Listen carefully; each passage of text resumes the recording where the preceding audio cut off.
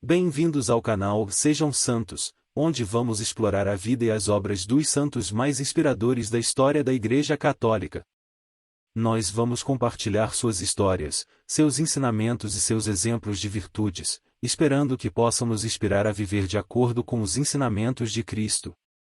Então, se você quer aprender mais sobre esses santos e descobrir como suas vidas podem ser caminhos que nos levam a Jesus Cristo para nós hoje, inscreva-se no nosso canal e deixe o seu like.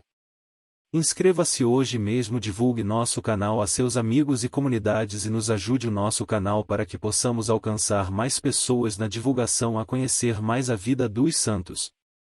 Onde a santidade é uma jornada diária. Faça parte dessa comunidade de busca pela santidade.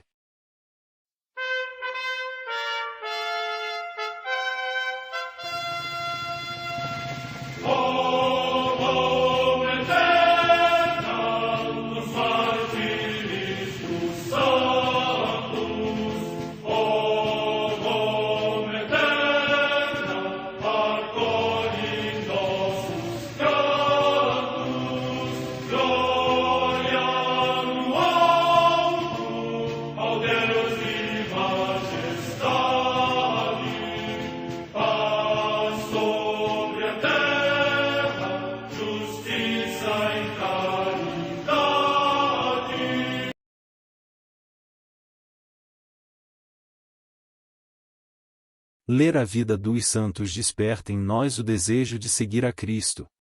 Através de suas vidas podemos aprender as virtudes, a sabedoria e o amor de Deus.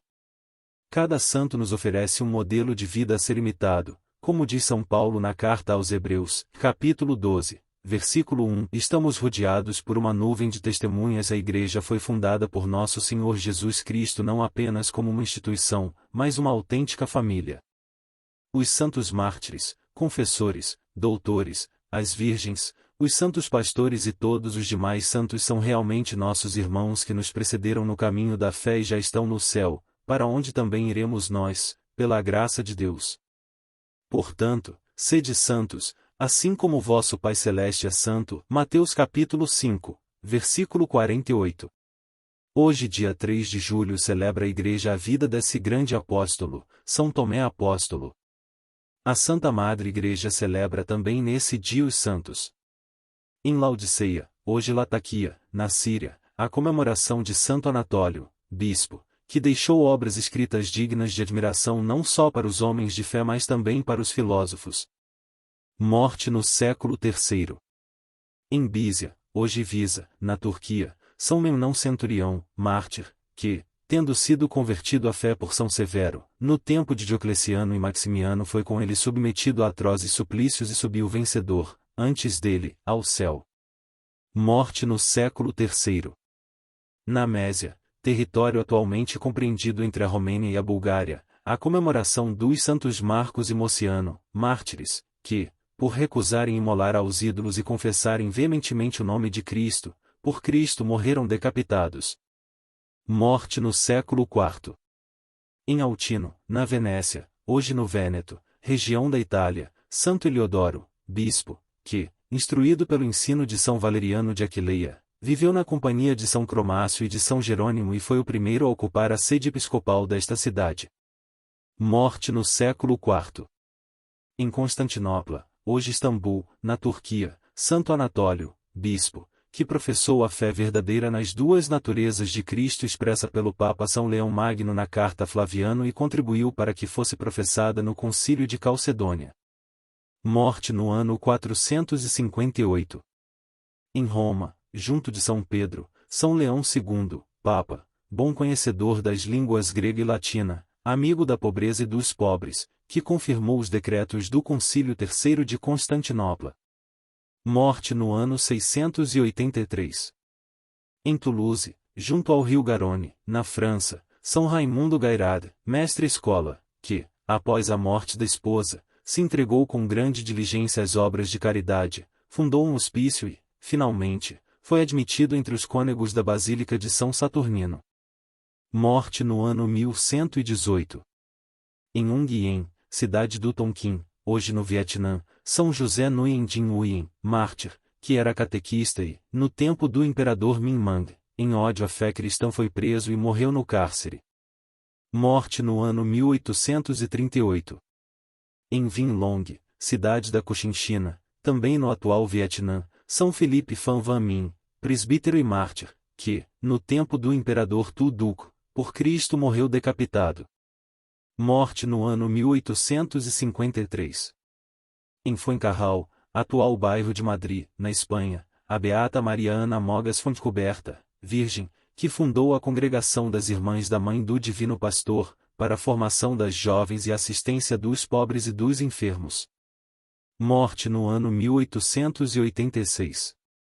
Num pântano junto de Dongjangtai, perto de Shenxi, no Hebei, província da China, os santos Pedros Alminchen e João Batistas Almingsi, mártires, dois irmãos, que, na perseguição movida pelos membros da seita Lietuan, esquecendo os perigos para a sua incolumidade, quando defendiam as mulheres e as crianças cristãs em fuga, foram mortos pelos inimigos. Morte no ano 1900.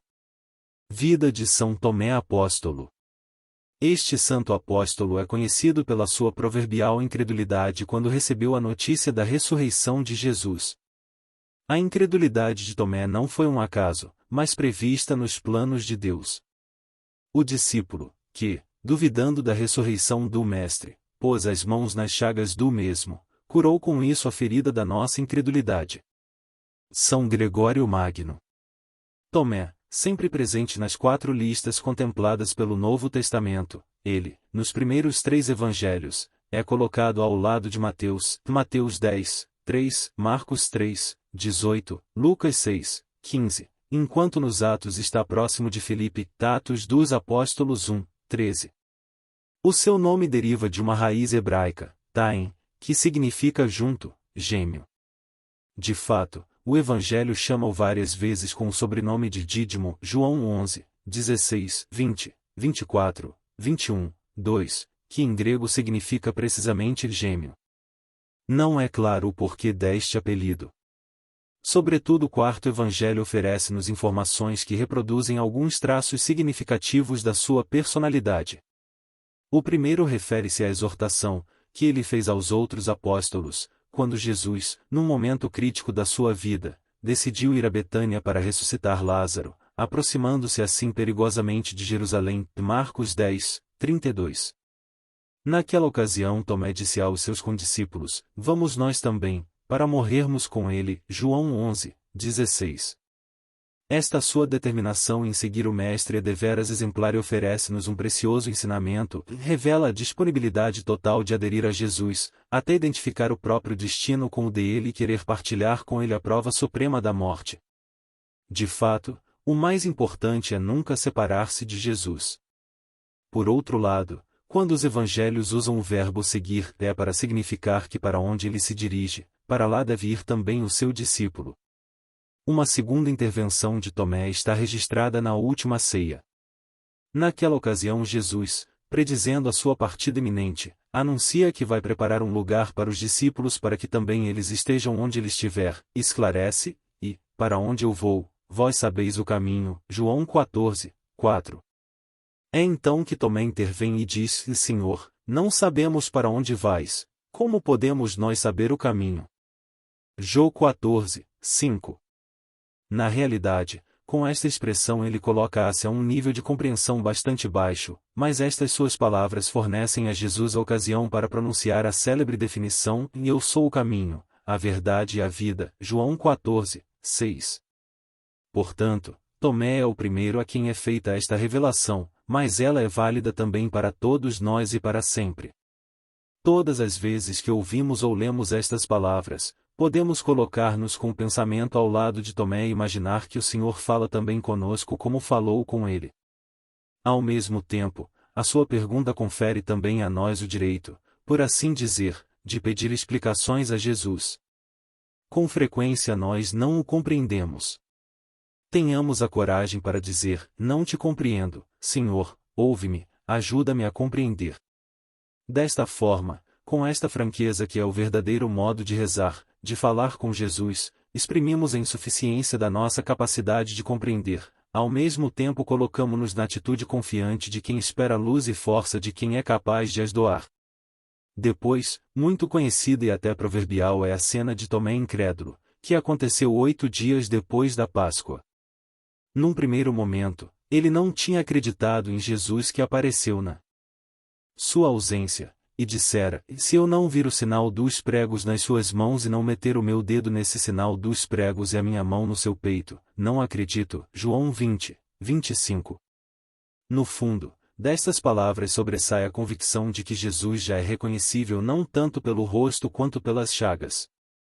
Tomé considera que os sinais qualificadores da identidade de Jesus são agora sobretudo as chagas, nas quais se revela até que ponto ele nos amou. Nisto o apóstolo não se engana. Como sabemos, 8 dias depois Jesus aparece no meio dos seus discípulos, e desta vez Tomé está presente. E Jesus interpela-o: põe teu dedo aqui e vê minhas mãos. Estende tua mão e põe-a no meu lado e não sejas incrédulo, mas crê. João 20, 27. Tomé reage com a profissão de fé mais maravilhosa de todo o Novo Testamento: e meu Senhor e meu Deus. João 20, 28. A este propósito, Santo Agostinho comenta: Tomé via e tocava o homem, mas confessava sua fé em Deus, que não via nem tocava. Mas o que via e tocava levava-o a crer naquilo de que até aquele momento tinha duvidado. O evangelista prossegue com uma última palavra de Jesus a Tomé: porque me viste, acreditaste. Felizes os que, sem terem visto, crerão. João 20, 29. Esta frase também se pode conjugar no presente: bem-aventurados os que creem sem terem visto. Uma última anotação sobre Tomé é-nos conservada no quarto evangelho, que o apresenta como testemunha do ressuscitado no momento seguinte à pesca milagrosa no lago de Tiberíades, João 21, 2. Naquela ocasião ele é mencionado inclusivamente logo depois de Simão Pedro, e sinal evidente da grande importância de que gozava no âmbito das primeiras comunidades cristãs. Com efeito, em seu nome foram escritos depois os Atos e o Evangelho de Tomé, ambos apócrifos mas contudo importantes para o estudo das origens cristãs. Por fim recordamos que segundo uma antiga tradição, Tomé evangelizou primeiro a Síria e a Pérsia e depois foi até a Índia Ocidental, Atos de Tomé 1, 2 e 17 ss, de onde enfim alcançou também a Índia Meridional, onde, segundo a mesma tradição, foi martirizado. Missionário e mártir na Índia. Os católicos de Malabar, na Índia, cultuam São Tomé há 2000 anos. A tradição local conservou a história de São Tomé como evangelizador daquele local. Conservam também a história de seu martírio através dos hindus, que o feriram mortalmente com lanças por causa do poder de sua pregação. Com efeito, a pregação de São Tomé converteu a muitos na região e nasceu ali uma fervorosa comunidade cristã que dura 2000 anos. Comprovação. Documentos antiquíssimos atestavam a ida de São Tomé para a Índia e seu martírio através de lanças. Muito mais tarde, no século XVI, quando os portugueses chegaram àquele país, descobriram a cripta onde está sepultado o corpo de São Tomé, bem como suas relíquias, um pouco de sangue coagulado e um pedaço de uma lança que o feriu de morte. São Francisco Xavier, também no século XVI encontrou a herança cristã deixada por São Tomé na Índia. Milagre da tsunami. No ano de 2004 um fato mexeu com toda a região. Em dezembro deste ano, como foi noticiado, uma terrível tsunami devastou totalmente a região. Porém, a igreja de São Tomé onde se conversam suas relíquias, ficou intacta. Uma tradição local conta que São Tomé fincou um poste em frente ao local onde fica a igreja, afirmando que as águas do mar jamais ultrapassariam aquela marca.